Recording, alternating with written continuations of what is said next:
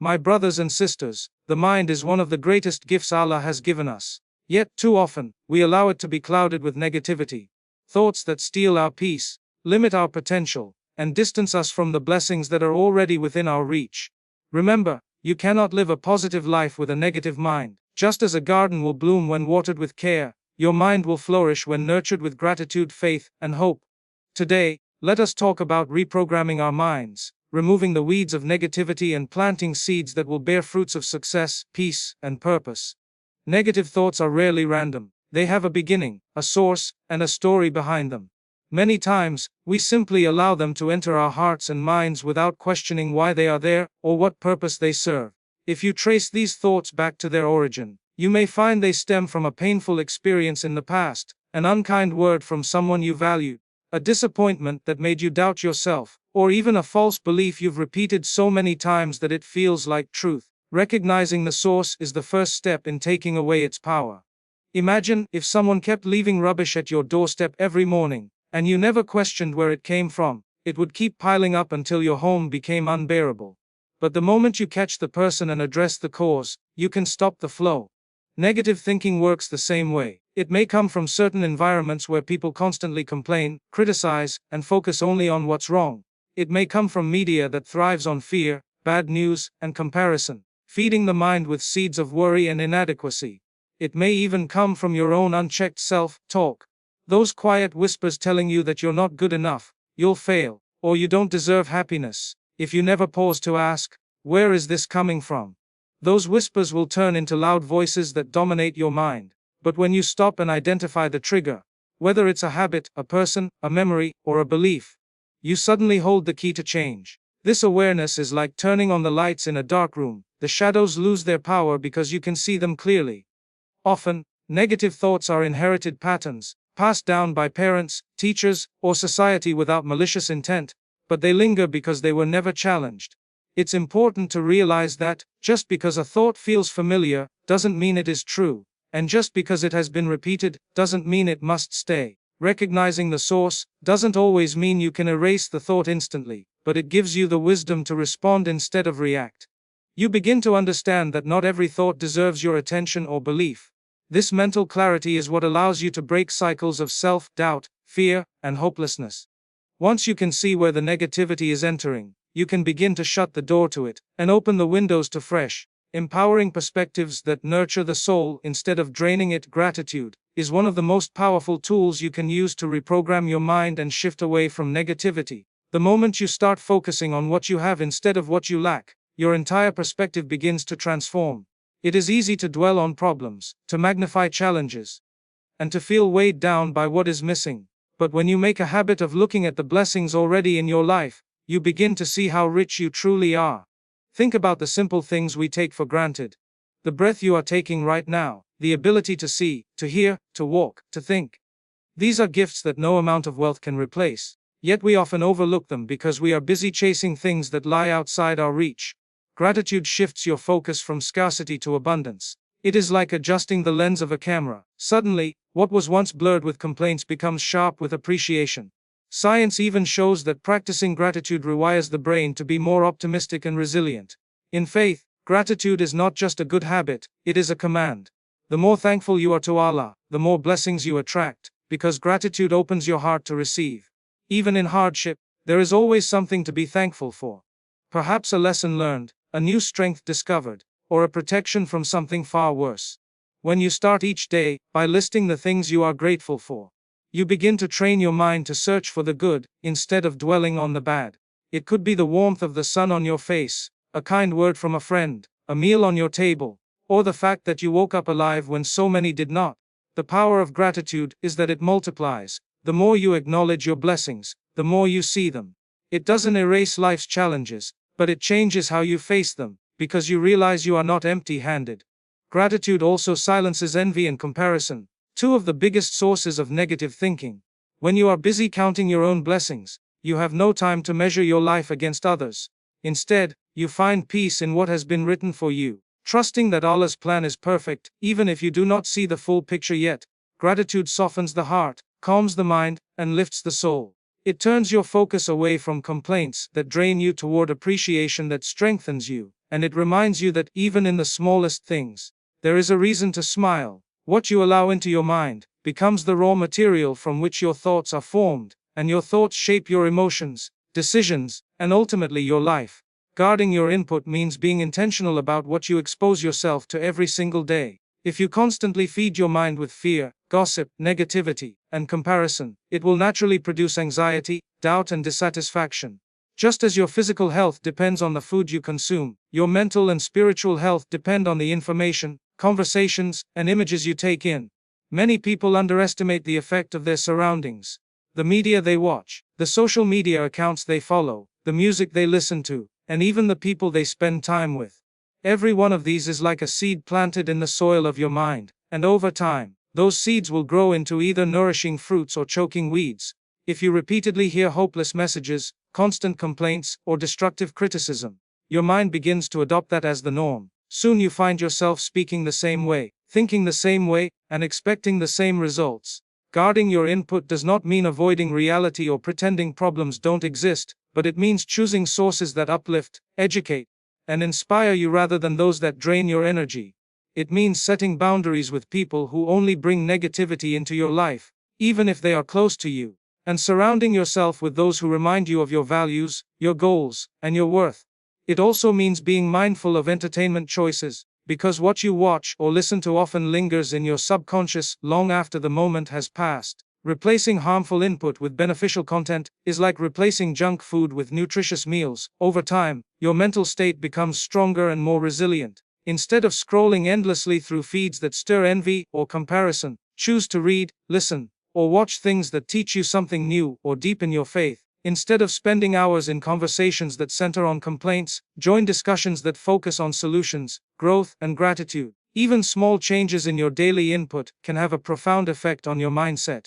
Just as you would not leave your home's door wide open for anyone to enter, do not leave your mind unprotected for any thought, image, or idea to take root. You have the power to decide what enters, and by doing so, you create a mental environment where positivity can grow and negativity struggles to survive. The words you speak carry immense power, not just in influencing others but in shaping the way you see yourself.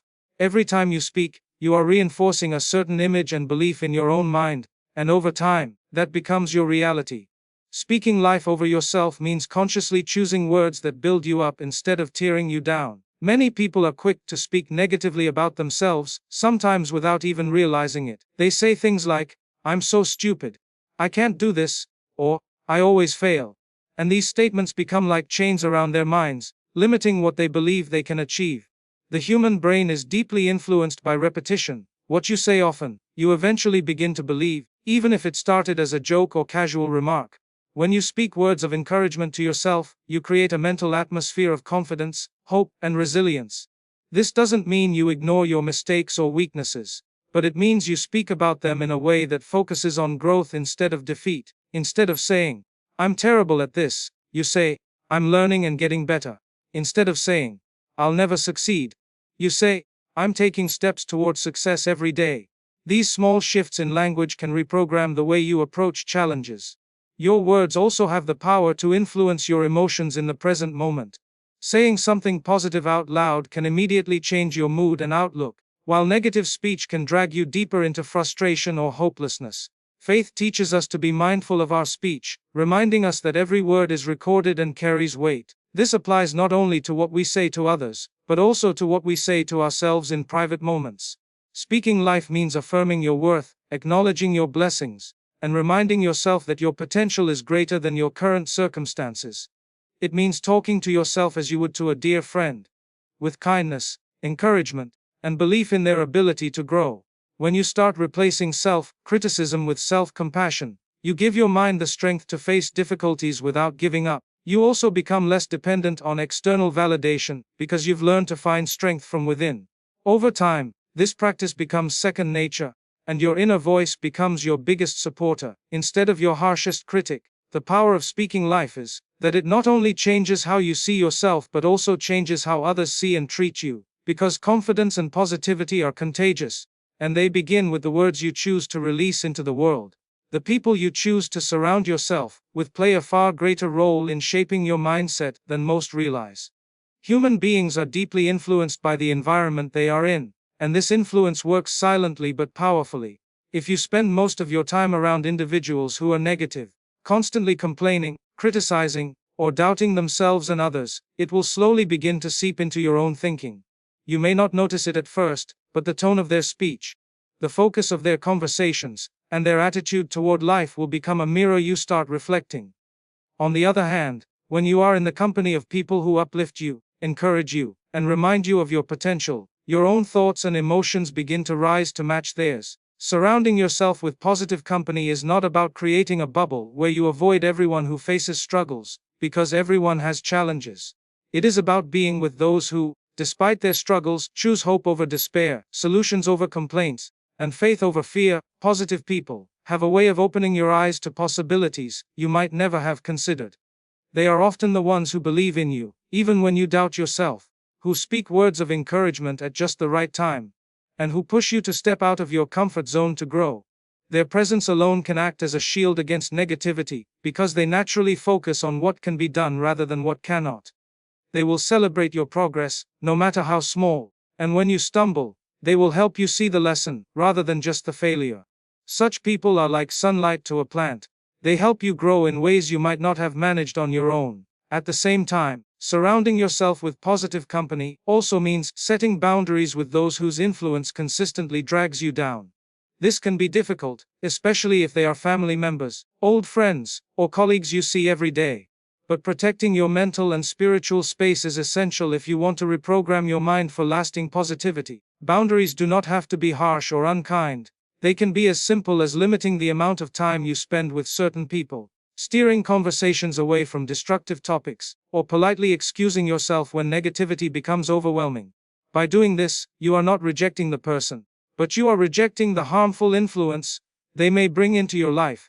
There is also the principle that you become like the 5 people you spend the most time with. If those 5 are driven, faithful, and optimistic, chances are you will develop similar traits. If they are constantly pessimistic and doubtful, you will likely absorb some of that energy as well. This is why being intentional about your inner circle is so important. Your mind is like a sponge, it absorbs the attitudes, habits, and beliefs of those around you. If your goal is to eliminate negative thinking, then surrounding yourself with positive people is like placing your sponge in clean, fresh water instead of muddy, polluted water. Positive company is not limited to people you meet face to face. In today's world, it can also include the voices you listen to through books, podcasts, videos, and other forms of media. You may not be able to change every aspect of your physical environment immediately, but you can choose whose voices you allow to influence you. By filling your daily input with uplifting, educational, and inspiring messages, you are, in a way, surrounding yourself with positive company, even when alone. This can make a huge difference in how you think and feel, because it keeps your mind anchored to hope and growth, rather than to fear and stagnation. It is also worth noting that surrounding yourself with positive company is not a passive act. It requires effort and sometimes sacrifice. You might need to step away from familiar but unhelpful social circles and seek out new ones that align with your values and goals. This might involve joining a community group, attending events, participating in activities that interest you, or even volunteering for causes you care about. These environments naturally attract people with a similar outlook, making it easier to form genuine connections with those who will inspire and challenge you in a healthy way. The benefits of positive company go beyond mindset. They can influence your habits, your resilience, and even your spiritual connection. When you are around people who remind you to be grateful, to trust in Allah's plan, and to focus on the blessings you have, you naturally start living with a more hopeful and content heart. When you are in the company of those who live with integrity, discipline, and kindness, you begin to model those same behaviors in your own life. This ripple effect is one of the most powerful ways to transform your thinking, because it does not rely on willpower alone. It is supported by a community that reflects and reinforces the values you want to live by. Another important aspect is accountability. Positive people not only cheer you on when you are doing well, but also hold you accountable when you start slipping into negativity or destructive habits. They remind you of your commitments, help you realign your focus, and encourage you to keep going when you feel like giving up. This kind of accountability is not about control but about care. They want to see you succeed and will not let you settle for less than your potential. Over time, this support system becomes a safety net that catches you during difficult moments and gives you the push you need to keep moving forward. Finally, surrounding yourself with positive company creates an environment where growth becomes natural. Just as a seed will grow more easily in fertile soil with enough sunlight and water, your mind will flourish in an environment of kindness, encouragement, and faith. When you consistently receive messages of hope, resilience, and possibility from the people around you, your brain starts to adopt these as its default patterns. Negativity loses its grip because it no longer feels familiar or normal. Instead, optimism and gratitude become your new standard of thinking. This is how your environment and your relationships can help reprogram your mind for good. By creating a space where negativity cannot thrive, and where positivity becomes the air you breathe, anchoring your mind in faith is one of the most powerful ways to eliminate negative thinking, because faith gives you a foundation that remains steady even when life feels uncertain. When your mind is rooted in trust in Allah, you begin to see challenges, delays, and even losses through a different lens. You no longer view them as random acts of misfortune, but as part of a greater plan designed for your ultimate good. This shift in perspective immediately weakens the grip of fear, worry, and hopelessness, because you know that everything that happens, whether it feels pleasant or painful, is within the perfect wisdom of your Creator. Faith offers a sense of security that nothing else can match. People may fail you, circumstances may change, but Allah's mercy, power, and knowledge remain constant. Anchoring your mind in faith means that your first reaction to difficulty is not panic but prayer. It means when a negative thought enters your mind, you measure it against the promises of Allah, and you remind yourself that He has said, "Indeed, with hardship comes ease." This remembrance acts like a filter that stops negativity from taking root. Instead of spiraling into, "What if everything goes wrong?" your mind learns to say, "What if this leads me to something better?"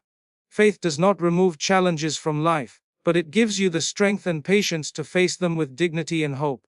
When you anchor your mind in faith, you understand that trials are not punishments but opportunities to grow in patience, gratitude, and closeness to Allah. A mind anchored in faith is also less vulnerable to the noise of the world.